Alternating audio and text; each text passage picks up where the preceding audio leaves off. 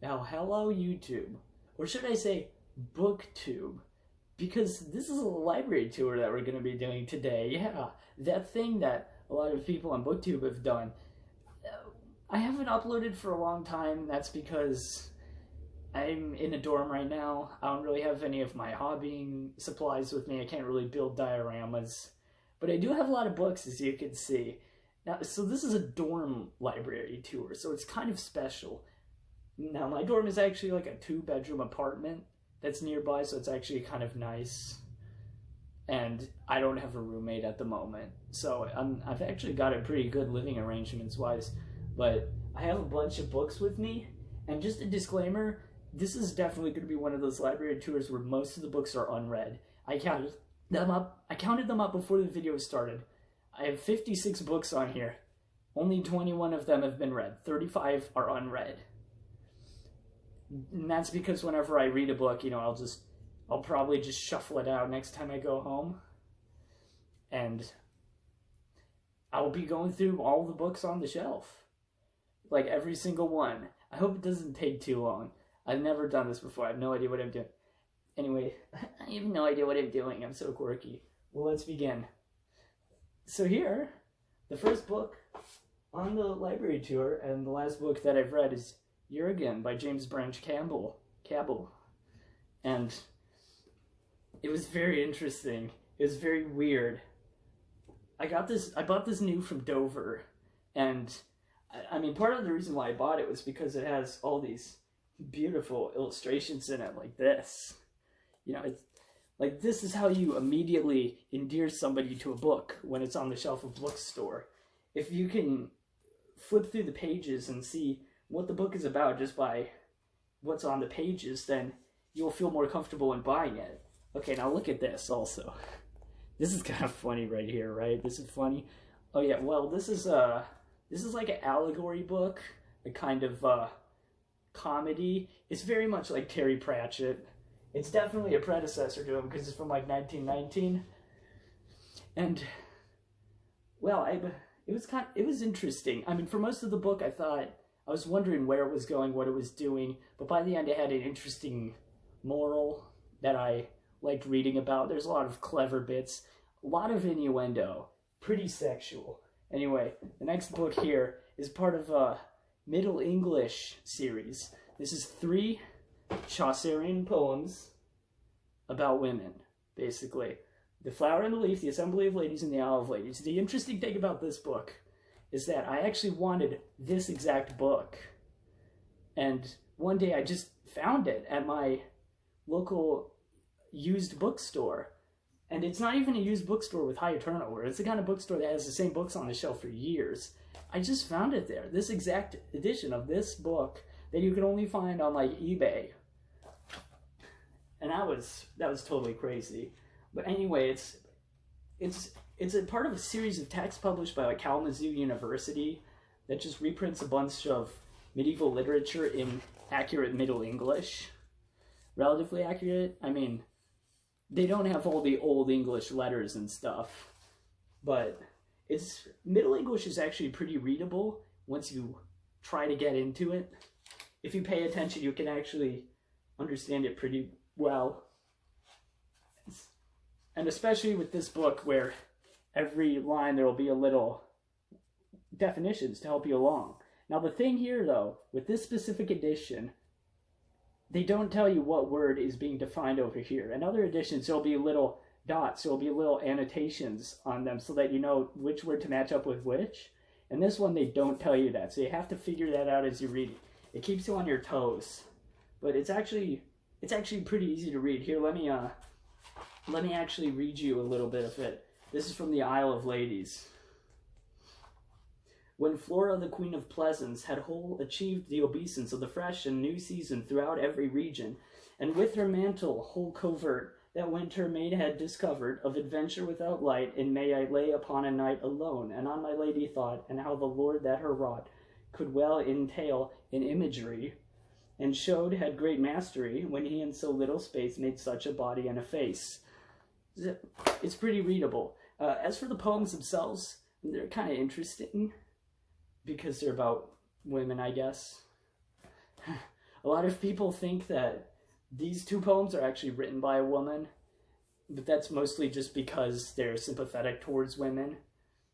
In the introduction, the guy who's introducing one of these books says, well, he talks about how the poem is badly written or it's not very well written, and at the end he says, I don't think it was written by a woman. Women in the medieval times had good reason and good occasion to write, but not like this. And I sort of agree with that. William Morris. He made a lot of fantasy novels in like the 1890s. They looked like this because he had his own printing press, and he like made all these letters and set them out and made his own books. And I really respect the hell out of that man. But these are fantasy books, and they're very indulgent. Like, they're very in the style of old, like, chivalric romances. Like, they use all the same words, they use the same sentence structure and writing style. He's basically making pastiches of those books. But I think that they're really interesting in their own right because they have more of these more modern sensibilities. A lot of the old chivalric romances were very like, I don't know, cheesy or whatever you might say. They're very stereotypical. These ones have a bit more of the human element that I really like. I don't know if I can read part of it out. No, I'm not going to try. It's probably going to be irrelevant if I try to read it out. But yeah, we're going to be seeing a lot more William Morris books on this journey because I just like to keep them around. So yeah. The next book is Sir Gawain and the Green Knight by J.R.R. Tolkien. It's another old English book. I recently, yeah, you can see here, I recently took the time to really study the poetry style of the book. You know, alliterative verse, the bob and wheel. I love the bob and wheel because it increases the strength, it increases the pace of the poem. It has the rhymes. I like the alliterative verse too, but I wish, I mean, I prefer rhyming to alliterative verse, but the alliterative verse is good too. It's kind of punchy.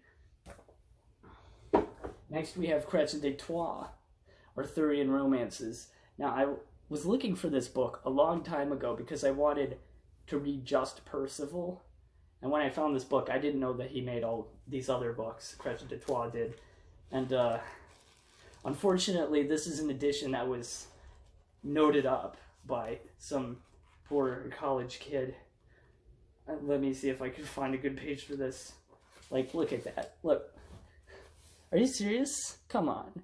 What are you getting out of this? What are you getting out of that? Come on. Like, huh, I see. Huh, you know, I see.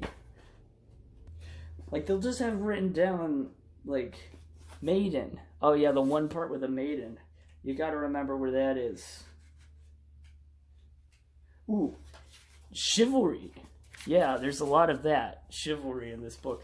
It just reminds me of the first time a teacher ever gave me a book in class. They're like, now you should underline the parts that are important. You should mark up the work. Talk to the text or else you'll get marked down. So I just said, okay, teacher, I don't know what to mark. I don't know what's important yet. I'll just underline everything. And that's what this person did. But yeah, Chrétien de Troyes books, I guess I should say what I think about them.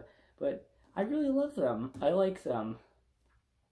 I don't know, it's just an Arthurian romance. It's just fighting monsters and dragons and bad guys and stuff. And that's cool. You know, Percival and the Story of the Grail, particularly, is a good one. I like how it starts off with comedy and then it sort of turns into a chivalric romance. It was a shame that it was never finished by Chrétien, anyway. There are 4 continuations, but I haven't read them yet. Next book is The Pirate by Captain Frederick Marryat. And boy, was this book a piece of work.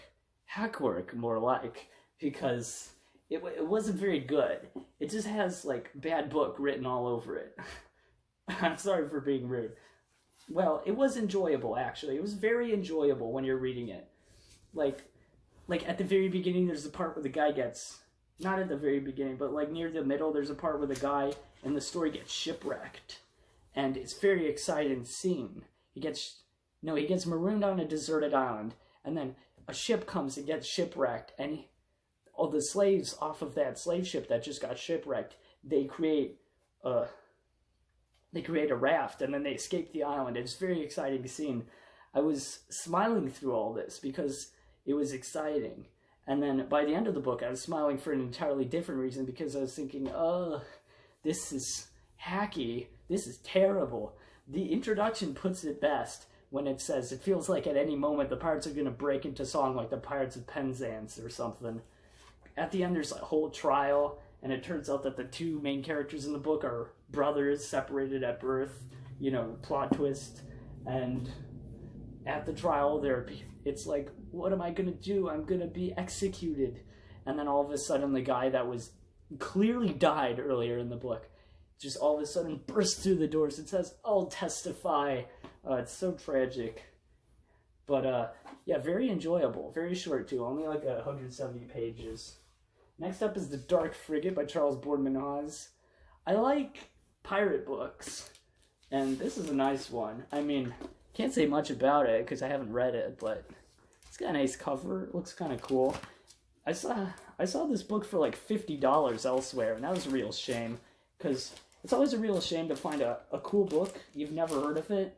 It doesn't look like it's anything that special, and it turns out it's like $100, you know. But this one was only 10, so I'm grateful for that. Another pirate era book, we have Midshipman Hornblower by C.S. Forester. I haven't read this book or any of the other ones. I'll just move on to the next one. I don't know what to say about it. Tales of Atlantis and the Enchanted Islands. This is a cool one. This is part of Newcastle, the Newcastle Publishing Company, but it is not part of their Forgotten Fantasy line, which is weird.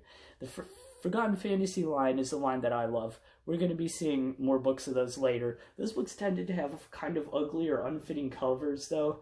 This one is sort of in that rule. It's too cartoony, but it's just a collection of short stories about, like, islands, finding islands. And it's usually very fantastical and medievally. They're legends, they're mythologies.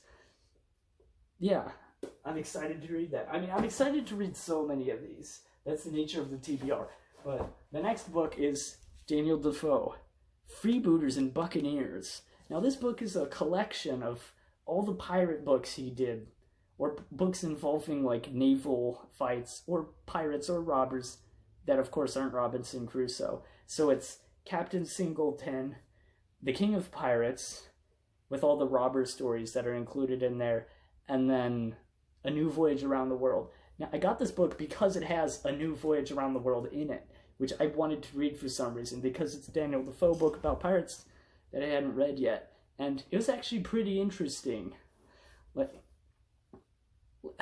I might even be tempted to call it, like, I don't want to say underrated, because that implies that you should read it.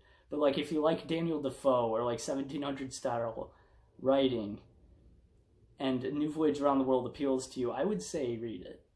Because it moves along at a steady clip. There's a lot of interesting things that happen. I mean, the midsection is kind of boring, but there's it includes Captain Avery's pirate colony, which Daniel Defoe wrote about with an obsession, and it has battles and gunfights and stuff, and it has very little of that annoying crap, like we navigated 16 minutes off the East Coast this way, and then we went 200 miles this way. It has no navigational coordinates in it whatsoever, which plagues Captain Singleton.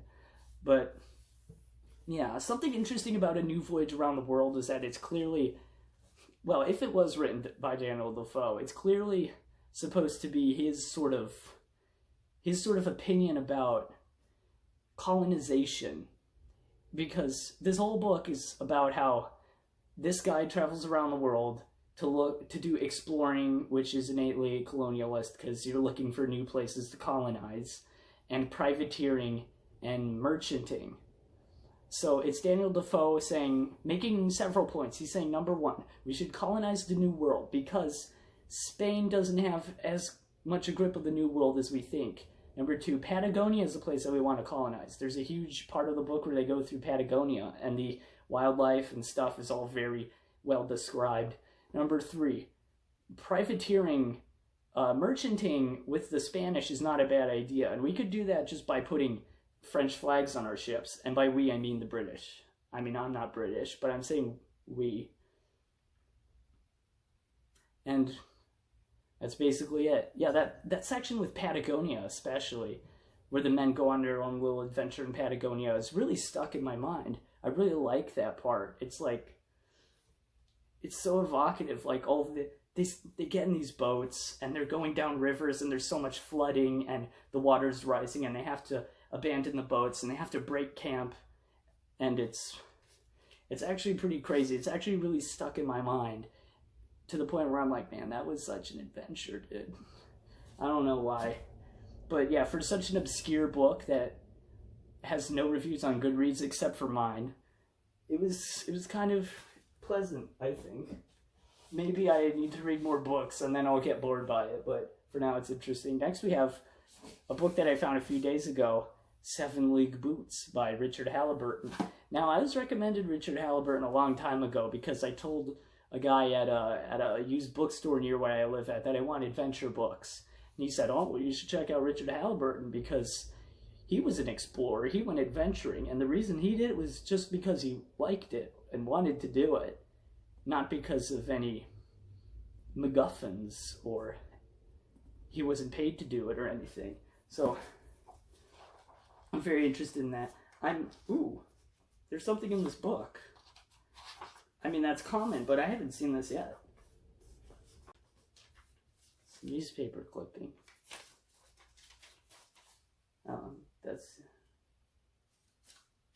It says, Ermakov, who confessed to Richard Halliburton the truth about the massacre and his part in it, drawn from a photo. In this mansion, which their jailers made into a prison, the Tsar and his family were killed. Wait, oh, so this is like a newspaper article that sort of supports what happened in the book. That's interesting. Okay, well, I'll probably cut that out. Okay, but yeah, Richard Halliburton, next book. Next up we have a new book, Yvain, The Night of the Lion. Another one of Chrétien de Troyes' books, except it's a graphic novel now. Now this book is really well drawn. I mean, it's a graphic novel, so hopefully it is. But something interesting about this book is that it sort of changes the story a bit, or it retells it in a little way. Like, especially the very ending. It's kind of heartbreaking in this new rendition.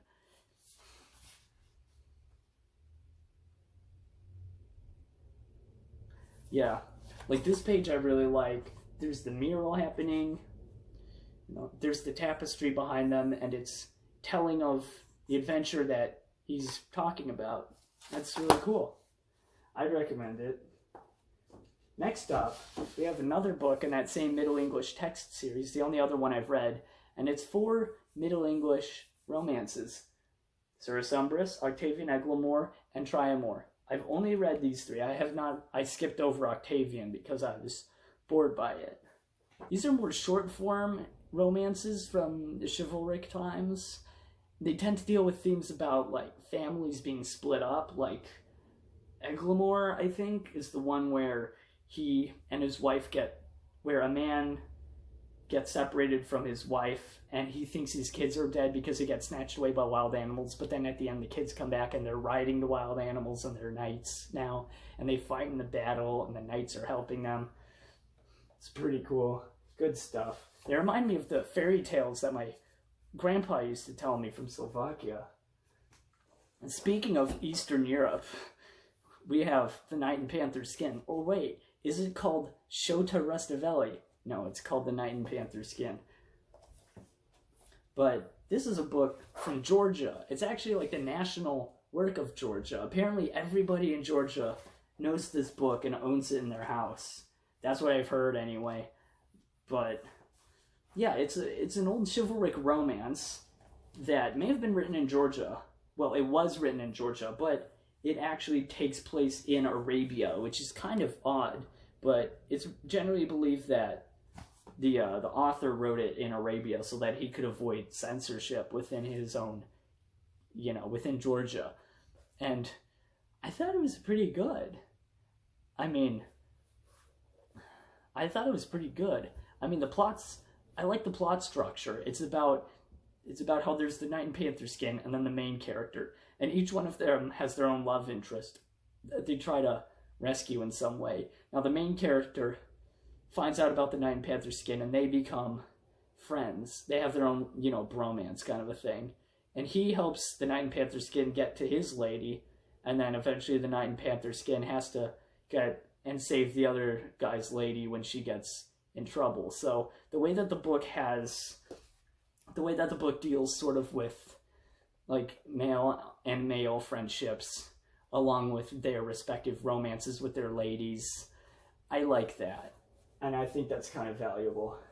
Here up we have our second William Morris book, The Glittering Plain. This one's also by Dover Publications, and thankfully they have done it in facsimile edition, just like The Sundering Flood and Jurgen. They included all the illustrations, and I think that's a really great thing, because like what I said, if somebody flips through a book and they see all these beautifully done illustrations, well, for one thing, the illustrations won't be lost to time, because that's an art in itself. And for another thing, it gets somebody to buy the book. They'll be interested in it. You're getting more bang for your buck in the age of like Kindle books that are $4.99 free even. Then you need a reason to buy a print book. And I mean, if you flip through a book and you see illustrations in it, then that's reason enough, I think. Next we have L'Amour d'Arthur, which I finished this recently, only recently. I got it like years ago. I started reading it like over a year ago, only recently finished it because I took a long break from it. And now, this book is cool.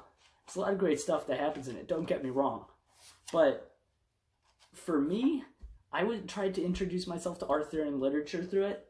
I would not recommend this to be your introduction because it's very long and very repetitive. Very, very, very repetitive. There's like a whole span in the middle of this book that just feels like the same thing happening over and over again. And yeah, but the writing style is pretty good, I think. Like, even though it's really simple, or I don't know about simple, it's not overly poetic, it's not like your love is like a summer's day kind of thing. It keeps your attention, I think. Next we have The Green Fairy Book by Andrew Lang. This one I haven't read, but Andrew Lang, he was a friend of H. Rider Haggard, who I like, and that's basically why I know about him.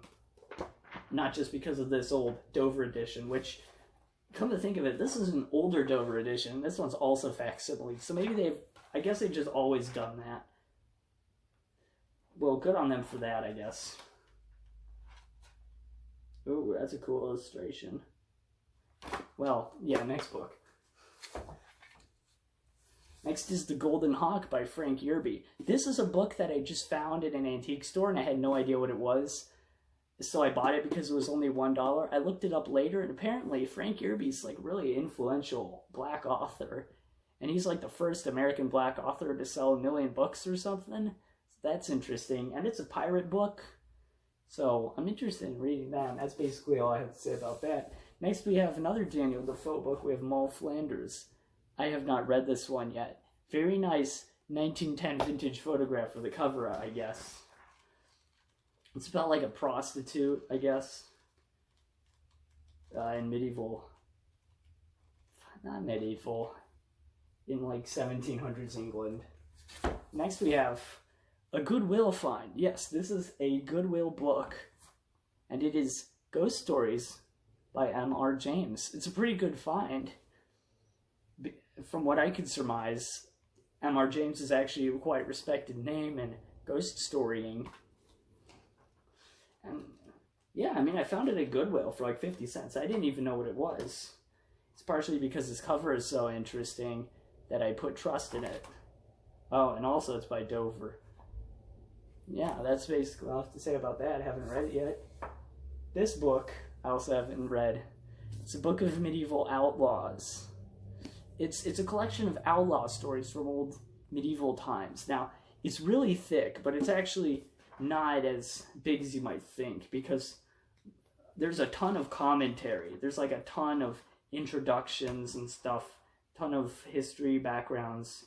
There's also some pages of like maps and illustrations done on, you know, high quality glossy paper. But I bought it because it includes like the original Robin Hood story, like A Jest of Robin Hood, and I was just interested in that, so I bought it. I like medieval literature, in case you can't tell. Here, next we have The Seahawk by Raphael Sabatini. Now this is a really old book. Like, look at this cover.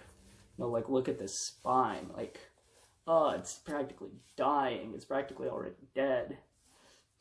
And look inside of it. I mean, look at those termite. Look at the termite. The termite hole. Look at that. That's crazy. I don't know. Book looks good too. We also have Congo Katabu, which is another Goodwill book. It's an adventure novel about a guy, French guy in like the 80s, who goes through Africa, looks at all the more primitive, more isolated tribes, more cut off tribes, and then reviews them. Haven't read it yet. Next we have a book that I bought at a library sale. It's clearly been rebound, but this is 3 Martian stories by Edgar Rice Burroughs. I have not read A Princess of Mars or John Carter of Mars. This seems to be like the 3 books that nobody has ever heard of, though, which is kind of a strange choice, I guess.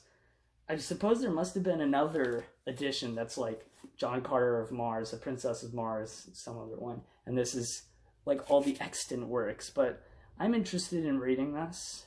I mean, I got it for dirt cheap, but I suppose I might have to read A Princess of Mars first. I don't know. I'll get around to it. Look at how cocked that binding is, by the way. This is not my doing. I don't do that. Here we have a book by the aforementioned H. Rider Haggard, The Ancient Alan. This is part of a series of books of his where Alan Quatermain, you know, some of the Taduki drug that makes him imagine or get transported for real, who knows, back in time into one of his previous incarnations. This time it's as a Persian general. And so it takes place in ancient times. It sounds very strange, very weird. So I want to check that out. I haven't read one of the Taduki books yet. But, yeah. Oh yeah, for those of you who don't know, Alan Quatermain is an African adventure hero. He was sort of the inspiration for Indiana Jones. Well, people say that, but he isn't really, because he is so much different from Indiana Jones. He's an elephant hunter who, you know, has adventures in sub-Saharan Africa. Nothing really like Indiana Jones. It's like an archaeologist who goes through hidden temples and all of that. The truth is that H. Rider Haggard and Alan Quatermain specifically sort of inspired the pulp era, which inspired like movie serials, which then inspired Indiana Jones. So he's part of the timeline, but it's not a direct inspiration like some people say. Next up we have a book that nobody has ever heard of or read, and I have neither yet. It's The Great Heart of Papua, James Chalmers. That is not the author of the book. That is the guy that the book is about, who died in New Guinea trying to convert the natives. And I like books about natives. I really like natives, especially in like pirate books. So I just wanted to read this to see what it was like. Like another book, Bride and the Solomons, I read. That was interesting. And this one's full of illustrations too, so I just had to buy it. I don't know, I suppose I can't mention illustrations without showing one, so there's one. Next up we have the only sci-fi book that you're going to be seeing here, and I haven't read it yet, The Forever War. The reason that I have this book is because I was listening to some science fiction lectures from the great courses that my dad had, even though he doesn't read science fiction novels at all, so I don't know why he got it exactly, but The Forever War is mentioned, and it sounded very interesting, so that's why I bought it. The next is a Leatherstocking Tale, The Pathfinder. I haven't read this one yet. I've only read 2 of them so far. I've only read The Last of the Mohicans and The Deer Slayer. I own all 5 of them, but last time I read them, it was The Deer Slayer, and I sort of had a love-hate relationship, because it's like, well, I'm into the books most of the time when I'm not reading them. You know, like, when I'm reading them, I feel like it plods on a bit too long. There's too much description. It's a bit too flowery. It's a bit too much. It was a cool story, and the characters are great, just like all the other, just like, well, the other book I read, just like Last of the Mohicans. But the story in that one was so long, even though not much happens. It takes place in the course of like 2 or 3 days, yet the book is like 500 pages nearly. So I've been anxious to read. No, I've gotten anxiety thinking about reading the other Leatherstocking Tales after that. But I still have this on my shelf, and I plan to read it soon because I want to give him another chance. Next up, we have another William Morris book, The Water of the Wondrous Isles. Apparently this one has a heroine in it. This one is from the 70s, and it is not facsimile, baby cry cry, but yeah, I mean, it'll still be good, I bet. Oh yeah, on the inside cover here, I probably shouldn't show that on screen. Okay, well, I'm not going to show this on screen because it has people's addresses in it, but on the inside of the book it's written, Dan, to be super conservo, forward this book when finished to these people. And then those people, it says, this chick will also dig it. And then this one girl who lives in Oregon. And then it says, Celeste, if you get this in the mail, I will consider it a good thing. And also amazing. Much love to all the above. Sharon. So, yeah, I don't know. I just wanted to put that out. I might even cut it out. Next we have The Bounty Mutiny. I haven't read it yet. I mostly read fiction and adventure. I don't usually go into nonfiction. But speaking of nonfiction, here we have Christine de Pizan, The Treasure of the City of Ladies. Now, I bought the book of the City of Ladies and I read it, and it was interesting for like the first 90 or so pages. You know, after that it was still interesting, but it didn't seem as relevant as at the beginning because it was all just a bunch of stories of women through medieval times. This one is more advice towards ladies and the people of the time.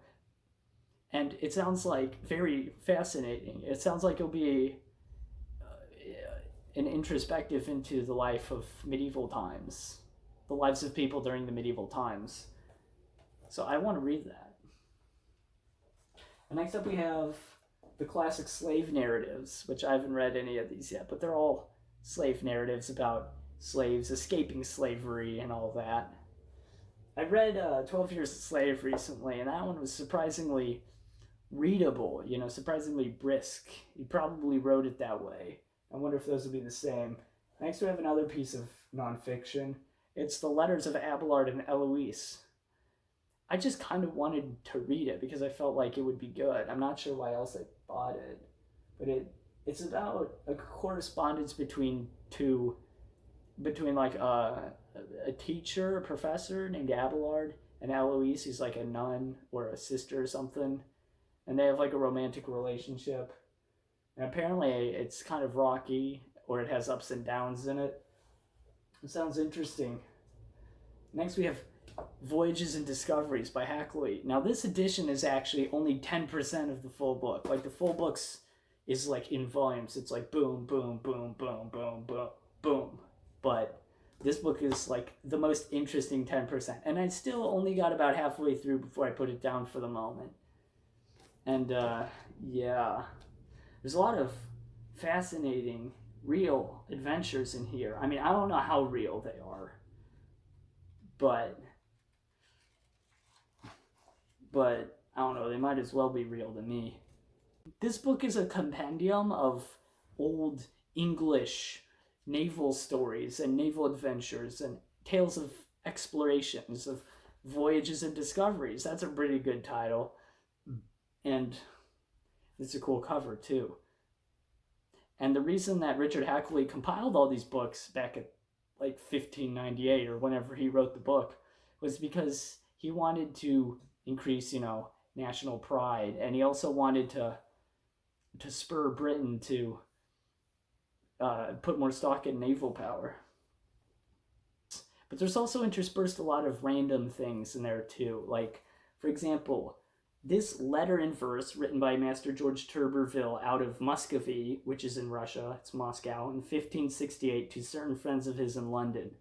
I left my native soil full like a reckless man, and unacquainted of the coast among the Russians ran, a people passing rude, to vices vile inclined, folk fit to be of Bacchus trained, so quaffing is their kind. Drink is their whole desire, the pot is all their pride. The soberest head doth once a day stand needful of a guide. The house that hath no god or painted saint within is not to be resorted to, that roof is full of sin.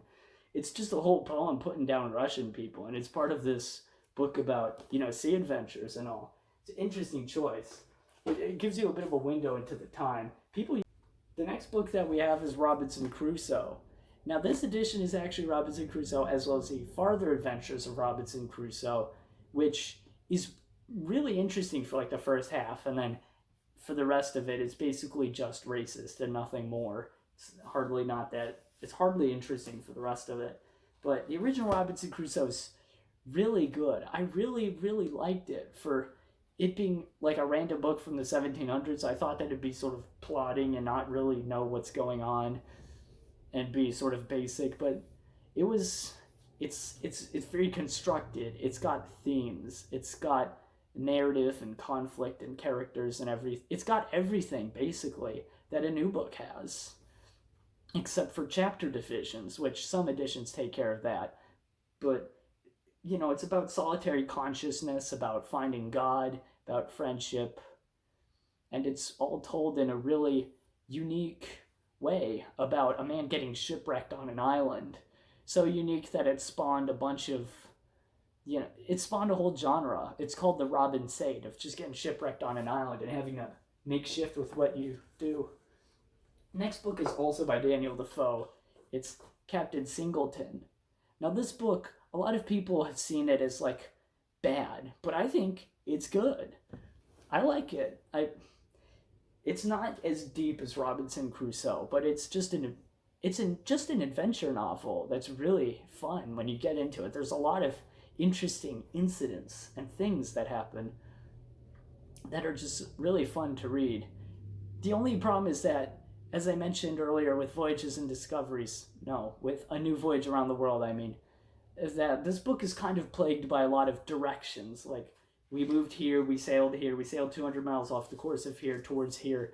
There's a lot of that. But sandwiched in between those, there's a lot of great adventures of them going to islands and meeting the natives there and then fighting other ships and going forth. The whole plot structure of the book I really love. It's about it's about a boy named Robert Singleton who gets kidnapped as a boy, and he's sold to gypsies, and then he's sold to a master craftsman, and then he goes out to sea, and during his adolescence he gets lumped in with a bunch of mutineers that get marooned on an island off the coast of Madagascar.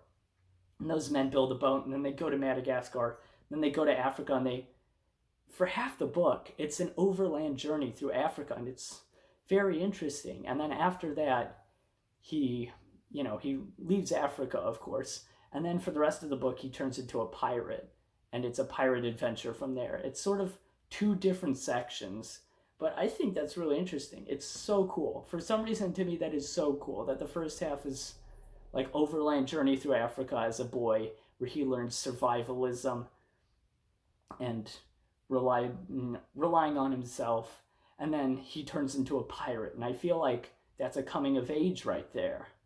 I feel like that actually matters, because when he's in Africa, he learns about survivalism and reliance on himself, and then when he becomes a pirate, it's naturally the worst possible result of that kind of upbringing. And I think that's interesting. The book that we have is The Wood Beyond the World by William Morris. Another William Morris book. I just like to keep them around the dorm. But Yeah, this is just another good one. I mean, I don't really want to talk about it for too long because it might bore you. So let's just move on to the next book, The Coral Island. Speaking of Robin Sades, this is another one, although it's very different. It's not like Robinson Crusoe, where he gets shipwrecked on an island and he immediately just starts building way more than any human being would ever build in that situation. It's mostly about how the boys don't need to build anything. Oh yeah, this book stars like three or so boys instead. Three boys instead of one fully aged dude who get shipwrecked on an island in the South Seas in the Pacific. And the whole point of it is not that they have to build all this stuff in order to survive, but that they don't have to do hardly anything in order to survive. You know, the island is characterized as like a paradise. And yeah, until they find like a shack in the middle of the island that has a skeleton inside of it, and all of a sudden the illusion is kind of shattered for them. That was a good scene. But then in the rest of the book, they have adventures with pirates, natives, and I like all that stuff too. I love pirates and natives, obviously.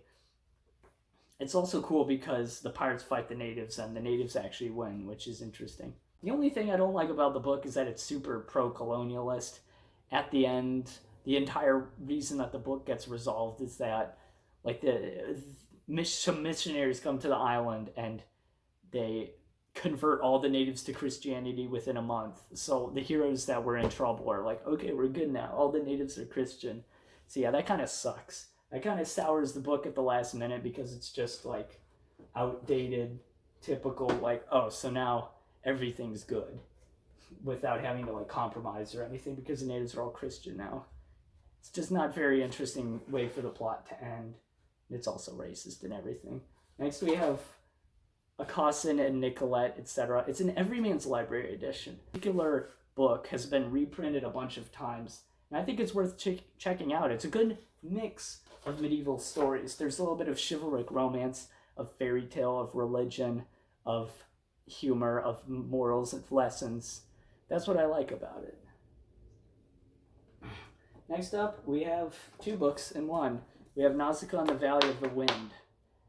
Two volumes of it. Now, I haven't read these, but I want to, but I also don't want to. The problem with these, I have read from out of these before, but I haven't read it straight through. The problem is that this is the kind of world that is so well done, so amazing, that like, when I read it, I just get too excited. Like, I get pumped up, and I have to like stand up and walk around for like 10 minutes because I'm just like huffing and puffing with like how cool it is, and then I have to sit back down and read it. Well, that was just the last time I read it anyway. Maybe this time if I read it I'll be less excited, but yeah, when that day comes I'll see what it's like. Apparently it's supposed to be really good. The movie by Hayao Miyazaki of Nausicaa and the Valley of the Wind, I've seen since I was in like preschool or so. I've seen that movie like hundreds of times. I last saw it recently. Like, there's like one time when I was in preschool, I drew a picture of Prince Asbel being beset upon by all those little ohms that are like this big. And it's interesting because I guess I identified with him, maybe. So now we have The Pilgrim's Progress by John Bunyan, and I'm not sure why I bought it. Here we have The Pilgrim's Progress by John Bunyan, and apparently this book is like one of the most important Christian works next to the Bible. And I'm very interested to see what that's like. And like a lot of other books, I didn't buy it because because I love this author, because there's one thing that I want to see particularly. It's more just that I feel like it's going to be good. I feel like it's going to be interesting. That's basically it. The next book is The Princess and Curdie. I haven't read it yet, but I've read The Princess and the Goblin, and that's very interesting. A bit of a religious allegory, but, well, The Princess and the Goblin had a bit of a religious allegory. Now the next book is Orlando Furioso by Ariosto. This is another medieval chivalric romance thing. Apparently it's about like how Orlando Furioso goes insane, but he's indestructible. So him running around the countryside insane is like a threat. And apparently that's what it's about. That sounds so crazy and interesting. I want to read that. And here we have Another book by William Morris, That Godforsaken Man. Here we have Golden Wings and Other Stories. This is a little bit different from all the other William Morris books because it's stories that he wrote early in his life, in like at age 20 or something, for a little magazine that he and his boys cooked up in their college dorm that never took off. A lot of these stories read differently than his later ones. They feel a little bit less human. They feel a little bit closer to the original chivalric romance. They have sort of some interest to them. Some of these stories are actually I don't like. Some of them are like dream allegories, visions that just you get done with it and you're like, okay, what was that about? What was the purpose of that? I don't like this so much. But some of the other ones were interesting. Next we have 3 books. It's the Neustrian Cycle by Leslie Beringer. I've only read this book. I haven't read these ones yet, but I'm excited for them though. It was written in the 20s by Leslie Beringer, and it's a largely forgotten fantasy work. I've only read Gerfalcon so far, and I could say that this is sort of underrated. Well, at least in the sense that it hasn't had a reprint for like many years. Now, part of the interest with this book is the fact that the main character is split between 2 different personalities that he creates for himself. He travels between 2 different castles in this book, and for the purposes of secrecy, he comes up with 2 different names. Over here, he's Erlewin, and over here, he's Raoul. And, you know, he has 2 different lovers, which represent sort of the profane lover and the sacred lover, and that's sort of interesting. But the way it's played around with is it's kind of delightful. I mean, there's one part of the book where Raoul, where it's literally written like, there's literally a part of the book where somebody tells Raoul, you know, these days, merchants are almost as good as lords. What? Says Erlewin. Oh, well, why not? Added Raoul. The same character, 2 different personalities. It's interesting. I love it. Anyway, the other 2 books in here apparently belong to, I don't even know if you can see that, but there's a little stamp in there that says Roberta Lee Gillis. I didn't know when I was buying this, but that was a fantasy author of like medieval romance that, according to Wikipedia, is like influential. And she just owned all 3 of these books. Now I have them. So I don't know if that makes them worth anything. We'll see. And then next we have Raffenkel Saga. I don't know how to pronounce the name, but I haven't read the book yet, so I didn't feel like I had to bother to look up how to pronounce it. But this is a collection of Icelandic tales. I read the Vinland Sagas recently, and that was the first Icelandic novel thing that I've ever read. I want to get into reading them, so I'll see what that's like. Parsifal, Wolfram von Eschenbach. Another Percival story. This is basically an expanded version of Percival and the Grail by like Chrétien de Troyes. And it's much longer, and he actually completes the quest in this one. So that's why I want to read it, but I haven't read it yet because it's much longer. It's a little more intimidating. So that's why I haven't done it yet. Next up, we have another William Morris book, The Roots of the Mountains. This is a book from Newcastle Forgotten Fantasy Books, which I promised to talk about earlier. And these books, in like the 70s, in 1974, I believe, Newcastle published a line of books, 24 of them, called the Newcastle Forgotten Fantasy line. This is one of them. And they just published a lot of old fantasy books that had never been reprinted for like 100 years, which I love that they did that. I love that they did that so much. And I love collecting these books. I want to get all of these books one day and just line them up and admire them and admire all the money that I wasted on books that I already have other editions of. One of the only problems with the Newcastle Forgotten Fantasy line, apart from the weird covers that they sometimes have, is that most of the line was only 2 authors, William Morris and H. Rider Haggard. It's a bit too much on that one side there. But I like this cover, though. A lot of the other covers are weird. But but it sort of makes me think of Rankin Bass. You know, Rankin Bass, Return of the King, The Hobbit, those movies. I don't know if that's just me. Next, we have one more William Morris book. This is an example of a Newcastle Forgotten fantasy book with a weird cover. This is a serious adult fantasy historical novel. I haven't read it yet. And it's got this cartoony cover. I mean, there's no way that this matches the vibe of the book. This is like, this could even make it into Dungeons and Dragons. Like the Dungeons and Dragons Saturday morning cartoon, maybe. Not this book. Anyway, we're almost at the end of this book haul, and my voice is starting to get hoarse. So I'm going to be ending it soon. Joffrey the Knight and the Fair Brutus End. This is a chivalric romance that was published by these guys. Nearly forgotten book, but very worth your while. I think it was a good chivalric romance. I mean, there's a lot of action. There's a lot of things.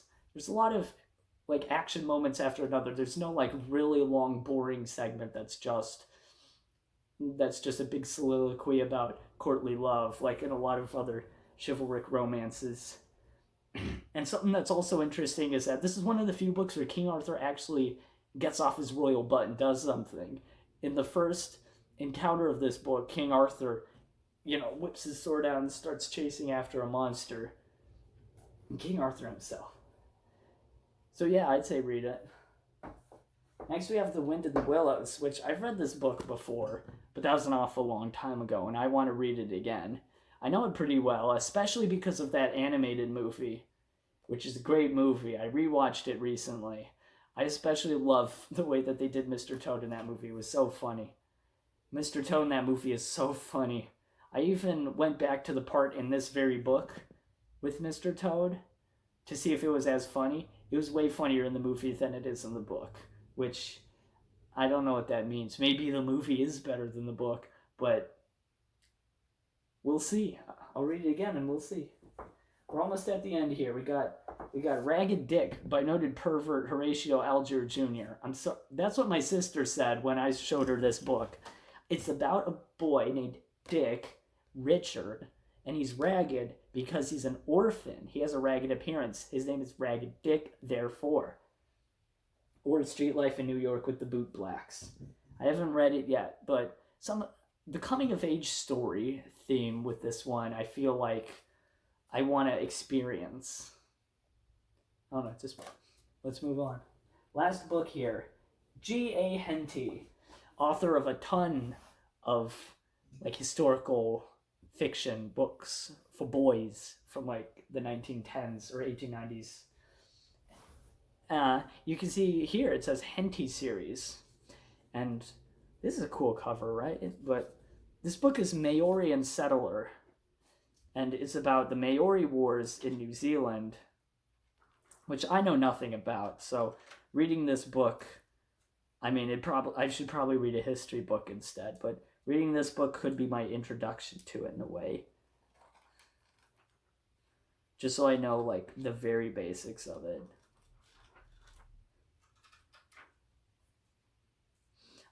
I bought this book because it's about natives, which that's part of why I wanted the Coral Island and Robinson Crusoe and Captain Singleton and Great Heart of Papua. I like natives, but I haven't read this one. So yeah, that was my library tour. There's one more book that I forgot to look at. This is a very uncommon spot for a book. It's behind the other books on the shelf, but you'll see what? A Voyage to Arcturus. In this ugly, ugly, ugly, ugly Amazon print-on-demand edition. Look, it's got, nothing written on the spine, nothing on the back. It says, printed on June 3rd, 2020. This book is so ugly. I mean, look at how ugly this is, right? Your eyes have to make like a cross-continental journey. It has to do the cannonball run every time you read a single line of this book. Yeah, this is not very good. Yeah, this is why a lot of books, when you see them, if a book has to be this big, a novel, you usually see it in double column format, and that's really nice. I like books in double column format like that. But yeah, I found this book at a bookstore, believe it or not, a used bookstore. I didn't buy it off of Amazon, but at first when I saw it, I thought that it was ugly as sin, which it is, but I kind of love it for that, actually. I'll tell you what it's like when I read it, though, because I haven't read it yet.